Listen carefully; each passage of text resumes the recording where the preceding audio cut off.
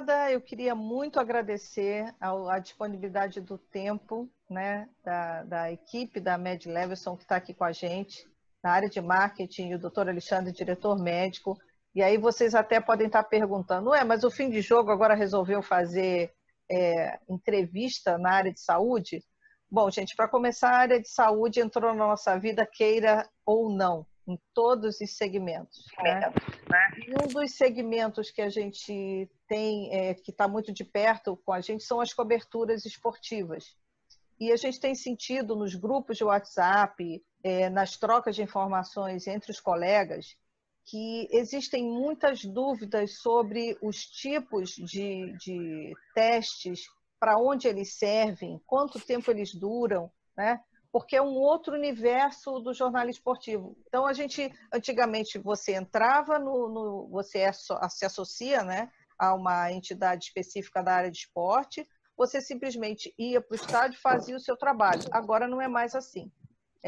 Foram criados diversos protocolos de segurança de trabalho para que o Campeonato Carioca voltasse, e agora a gente vai ter o mesmo procedimento com algumas diferenças em relação ao Brasileirão, e a gente está contando com essa participação incrível deles, doutor Alexandre e o Aloysio. O Aloysio vai falar sobre uma área que envolve esporte, mas que também é na área social, que é uma coisa que a gente também sempre apoiou, sempre divulga, já há anos que a gente faz isso, né? Vide Jogo das Estrelas, vide projetos do tênis solidário, que a gente sempre acompanhou. Então, primeiro, antes da gente começar a fazer algumas perguntas, eu pediria para o doutor Alexandre se apresentar. Eu sei, já tenho o seu currículo aqui na minha mão, mas eu queria que você se apresentasse aqui para o nosso público do Fim de Jogo. Bom, é um prazer estar conversando com vocês agora, a equipe do Fim de Jogo. Eu sou Alexandre Quieto, eu sou médico, fui subsecretário de saúde do Rio de Janeiro durante 6 anos, trabalhando na área de saúde pública, sempre com doenças de transmissão respiratória ou arbovirose, como dengue, zika, chikungunya.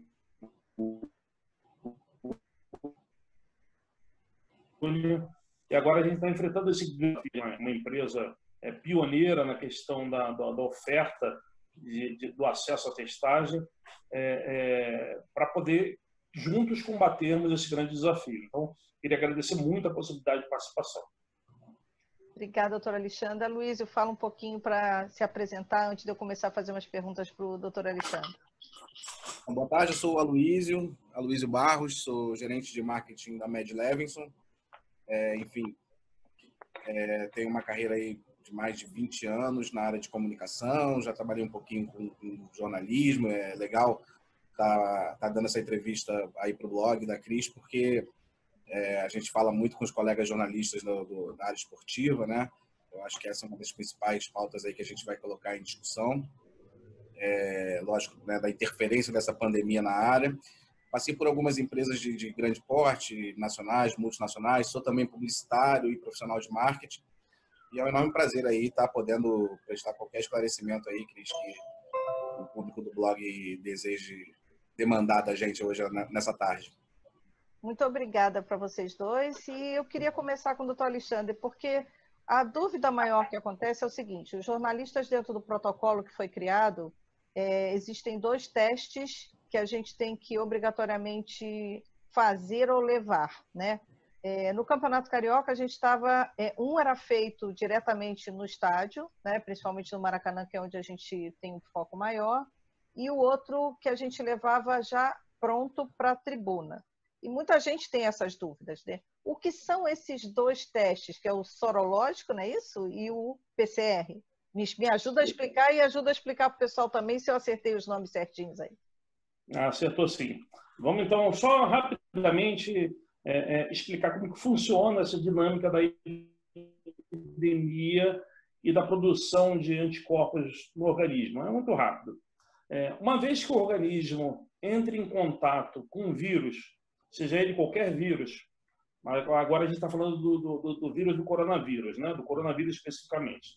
Logo após a entrada do vírus no organismo, esse vírus ele ativa o nosso sistema imunológico, que é o sistema de defesa do organismo, e após a ativação do sistema de defesa do organismo, inicia-se a produção de anticorpos, que são as células de defesa contra o próprio vírus. Quer dizer, o vírus entra no nosso corpo e o nosso corpo começa a nos proteger, produzindo células que vão combater esse vírus.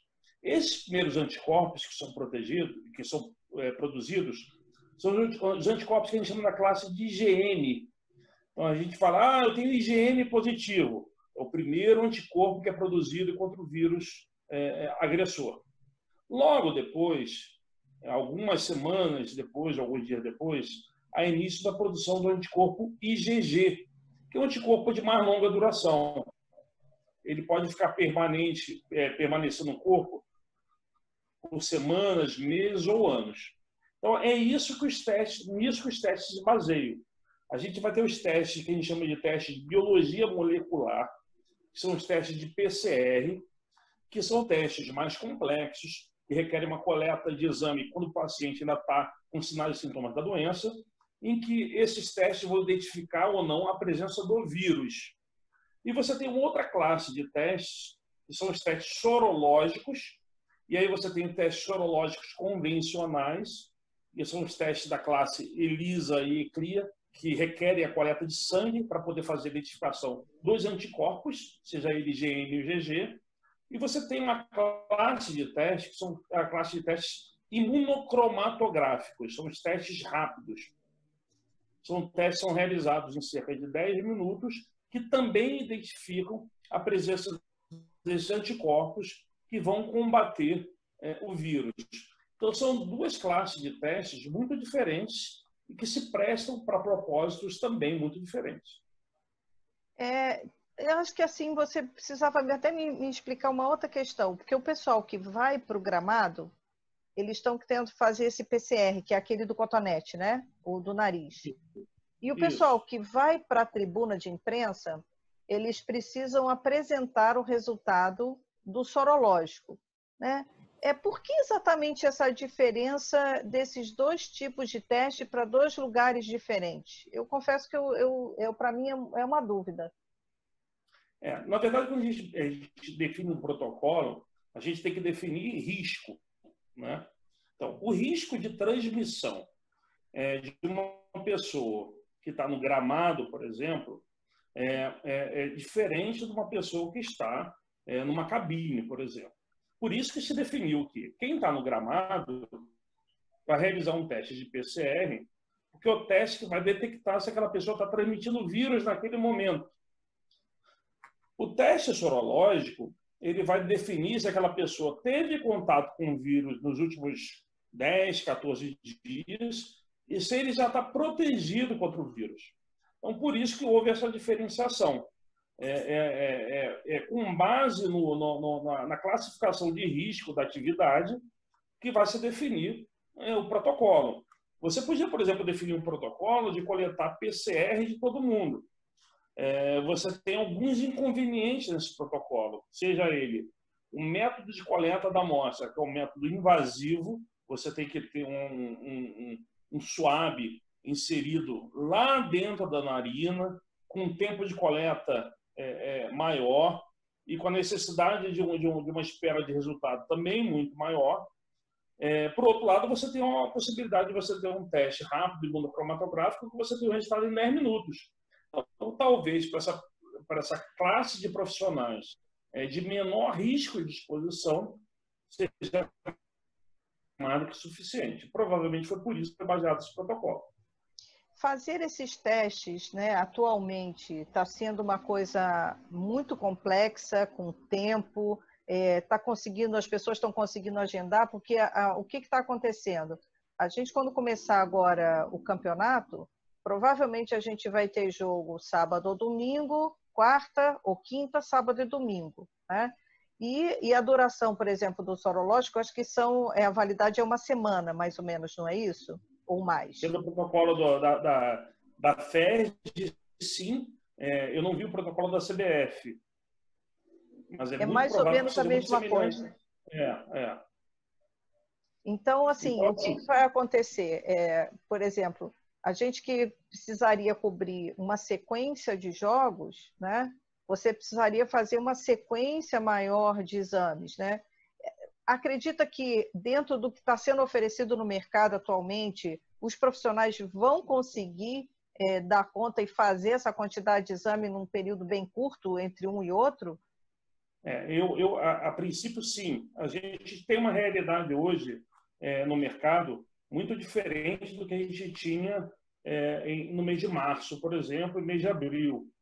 A gente viu no início uma correria muito grande aos testes e a necessidade das empresas trazerem testes fretando avião, com todas as dificuldades na época, seja por uma aquisição em massa de testes para alguns países, seja por dificuldade logística. Hoje, essa dificuldade já não é mais uma realidade. Hoje, os testes já estão disponíveis, testes de boa qualidade. A gente já tem uma comprovação de qualidade dos testes rápidos, inclusive, quando comparado com os testes padrão ouro, muito boa, e já num preço muito mais do que era praticado há 2, 3 meses atrás. Então, é muito possível, sim, e parece que o mercado mostra isso, a possibilidade de você fazer testagem ampliada com um custo muito menor do que era realizado há algum tempo atrás.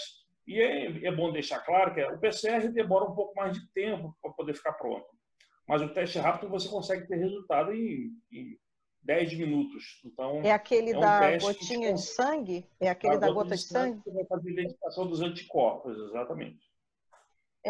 Para o pessoal que acompanha, né, e que está vendo os protocolos, etc., essa é uma forma realmente segura do pessoal poder trabalhar, tanto para para os jogadores, né, porque eles estão fazendo teste, estão fazendo uma quantidade de testes muito maiores, quanto para os jornalistas que estão participando das coberturas. Para a gente, é lógico que a gente sabe que precisa ter todos os outros cuidados, usar máscara, ter a limpeza em cima das mesas, você ficar com seu próprio equipamento e etc. Se você somar todas essas variáveis que são necessárias, a gente se sente realmente seguro? Pode se sentir seguro? Eu acho que a gente tem que juntar 3 principais ações. A primeira delas é as ações de testagem, identificação de pessoas eventualmente que têm presença do vírus, presença de anticorpos. São condutas diferentes em relação a elas. Tá? Uma está transmitindo o vírus, tem que ser afastada. O outro grupo está possivelmente imunizado, o que é importante também identificar quem já está imunizado. E essa primeira ação, que é a ação de testagem e identificação de pessoas já imunizadas ou que estão transmitindo o vírus. A segunda ação é uma ação de prevenção, que não adianta a gente só testar, identificar que a pessoa é negativa. Se a gente não tiver um ambiente que ofereça condições de segurança, o risco de infecção para as pessoas não contaminadas, ela existe. Então, é importante que o ambiente seja seguro. A lavagem das mãos, utilização do álcool gel, a higienização dos ambientes, a utilização de máscara, enfim. Isso é absolutamente fundamental. E a terceira questão é a avaliação do cenário epidemiológico, né? A gente está falando de um Brasil de dimensões continentais. Não dá para achar que o que acontece hoje na capital seja a mesma coisa que aconteça na região norte ou noroeste do estado ou que aconteça no interior do Brasil. Então, a avaliação do cenário epidemiológico também é fundamental. Onde é que a infecção está caindo? Onde é que a taxa de transmissão já está muito baixa? E aí, quando a gente junta a taxa de transmissão baixa em protocolos rígidos de controle de infecção, com a testagem, aí a gente tem todos os ingredientes suficientes para poder dizer que a atividade é segura. Você fez um comentário interessante. Eu particularmente acho que isso vai ser muito difícil, mas também pode acontecer. Quando a gente tem agora o Campeonato Brasileirão, sempre tem jornalistas que vêm de outros estados para fazer a cobertura local, né? Eu acho que isso vai diminuir muito, porque esses deslocamentos vão tentar ser evitados ao máximo, e provavelmente o pessoal vai fazer o que a gente chama de geladão, né? Geladão é aquela transmissão que a pessoa fica dentro do estúdio e ela transmite de lá, né?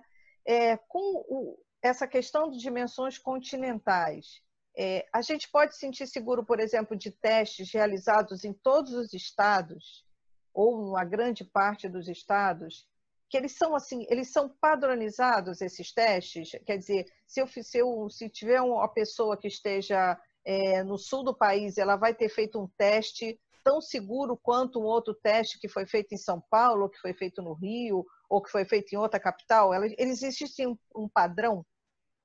Essa é uma questão interessante. A gente tem diferenças em termos de qualidade dos testes, e essas diferenças são significativas às vezes. Então, pode ser necessário, para além da aprovação pela Anvisa, de que haja algum tipo de regulamentação por parte das federações, da Confederação Brasileira de Futebol, em termos de testes que são minimamente confiáveis, assim, que atende os parâmetros mínimos de qualidade para que a gente consiga ter clareza disso. Além disso, a gente tem algumas questões relacionadas a problemas do pré-teste, que é a coleta a própria coleta da amostra. Então, acho que é importante essa padronização mínima para que a gente tenha segurança na leitura do resultado nos diversos estados do país, considerando sua heterogeneidade, considerando a etapa da epidemia que elas estão, mas também a qualidade dos testes que são utilizados, que, obviamente, diante de uma pandemia, né, diante de uma epidemia mundial, isso pode ser muito heterogêneo. Então, na verdade, dentro dos protocolos, o ideal foi que também certos testes tivessem o ok, como se fosse, como você colocou, esse teste sim está validado, ou então um grupo X de testes estão validados, esse ou outro não estão. O ideal seria ter isso dentro do protocolo? Sim, o ideal seria que você tivesse, esse eu diria um plus, seria um acréscimo de qualidade nisso, que você tivesse algum tipo de certificação, ou que as empresas pudessem apresentar esses padrões de qualidade para que eles pudessem ser utilizados. Isso, eu sem dúvida nenhuma, eu considero algo que pudesse acrescentar um ingrediente a mais de qualidade nesse processo, que eu volto a dizer, está muito bem feito, atende os padrões internacionais de segurança, mas é um ingrediente a mais, sem dúvida nenhuma.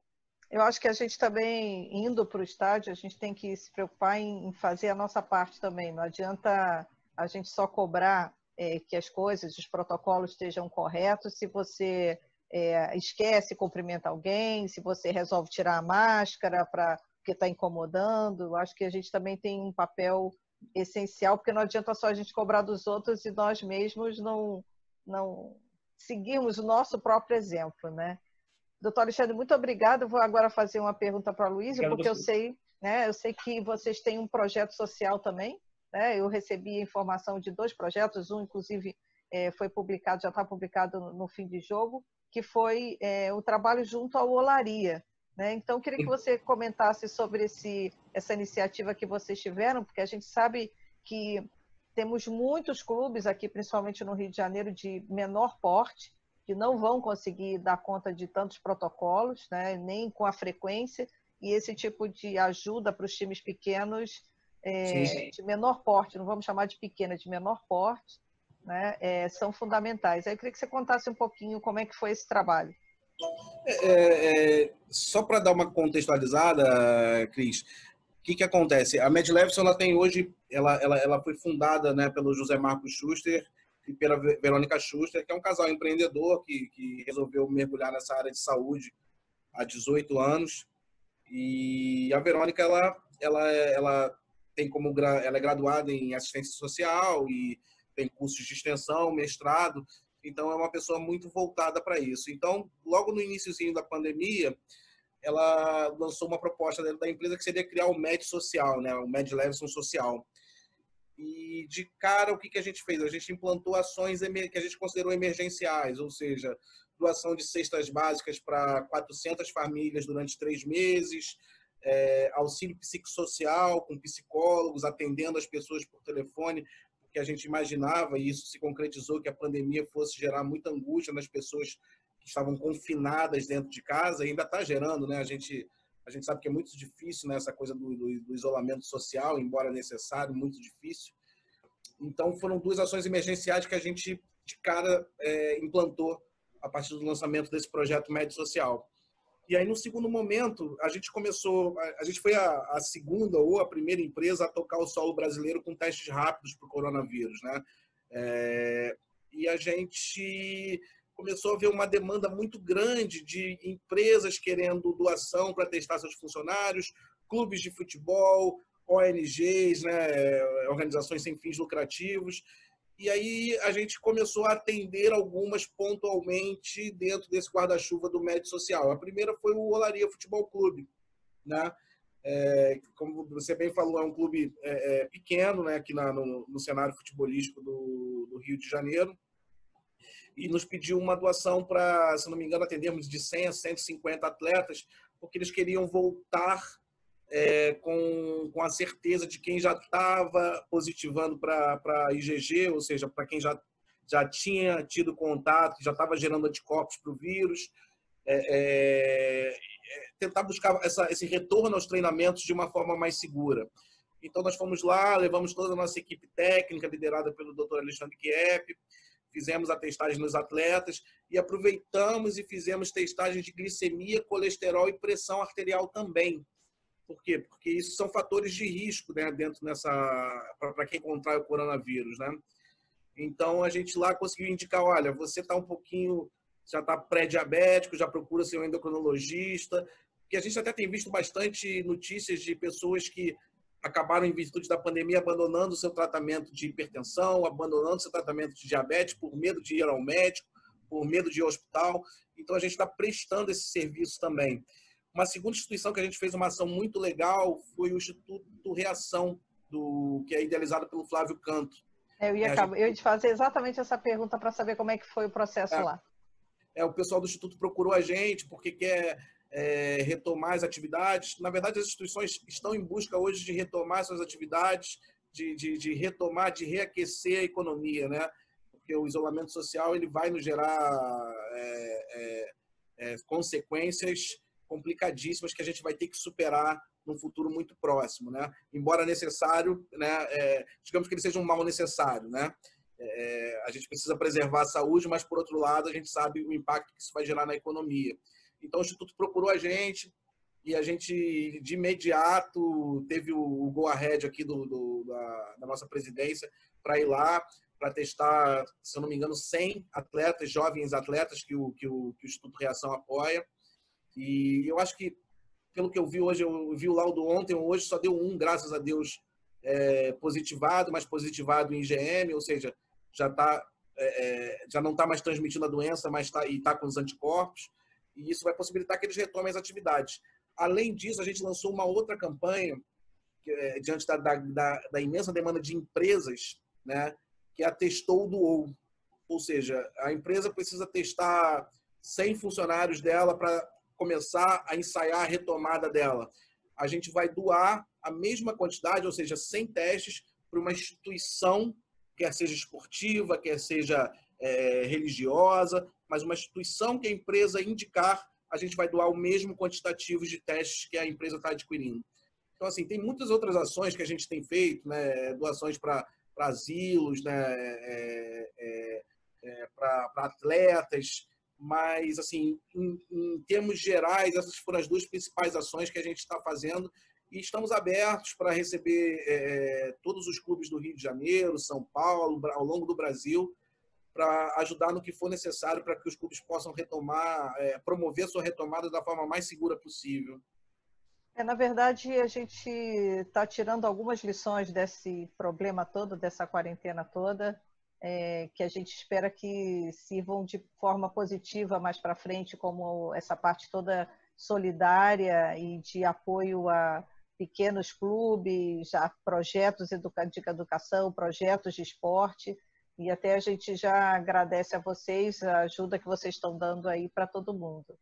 E, doutor Alexandre, eu queria que você encerrasse dando você pode dar algum conselho para os jornalistas que vão fazer as coberturas dos próximos jogos? Pois é uma questão muito nova para todo mundo, né? É um vírus muito novo. Então, a primeira coisa é seguir as orientações mínimas de segurança. A lavagem regular das mãos, a utilização hoje da máscara de forma regular, a utilização do álcool gel de forma complementar são absolutamente fundamentais. Então, isso é importante para se proteger. Também proteger nosso ente, né? Nosso familiar que eventualmente está exposto também. A atividade ao ar livre é uma atividade que oferece menor risco. Então, seguindo esses protocolos, todos certinhos, e fazendo a testagem de forma regular, certamente você está se protegendo contra a doença e está evitando que essa doença te afete e eventualmente afete outras pessoas que você possa contaminar. Então, seguir os protocolos direitinho e realizar a testagem de forma regular, como está sendo preconizada, é absolutamente fundamental para poder diminuir esses riscos. Pois é, porque não adianta criar protocolo e não seguir, né? O importante é que tem que seguir os protocolos. Bom, doutor Alexandre, Luiz, eu queria agradecer demais vocês terem disponibilizado aí o tempo de vocês para a gente esclarecer. Eu acho que vai esclarecer muitas dúvidas do pessoal e para o pessoal também conhecer essas outras áreas sociais que vocês fazem, que muitas vezes acaba chegando em alguns pontos e não chega em todos os lugares. Então, vocês podem contar com a gente também no que vocês precisarem. Mais uma vez, muito obrigada aqui pelos esclarecimentos aqui no Fim de Jogo, tá bom? Obrigada. Obrigado a vocês, tá? Um abraço. A gente agradece, gente. Obrigado.